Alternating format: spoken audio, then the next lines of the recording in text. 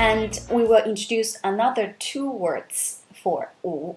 First of all, of course, 午饭. 午饭 means lunch.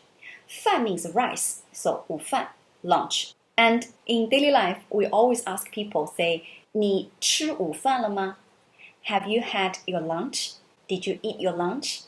A lot of foreigners understand that Chinese love to ask 你吃了吗? Have you eaten? Did you have your meal? As a kind of social way, as kind of kindness and politeness.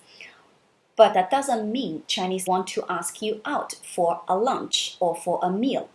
So don't take it as an odd invitation. And the reason possibly is because China, as a huge agriculture country, and of course huge population as well, and have enough food for everybody is very important. So to ask people about food-related things are very common. That's kind of showing a lot of caring for you. So that's the first thing. And the second thing is, we only use this phrase, 你吃了吗? during the meal hour.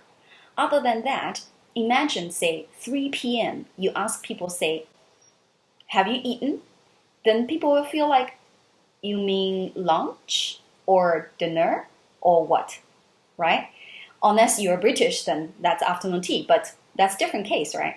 So in Chinese, 你吃了吗 for being polite or for saying hi, actually only during the meal hour. Don't use it anytime you like to say hi, all right? Normal hi is just 你好.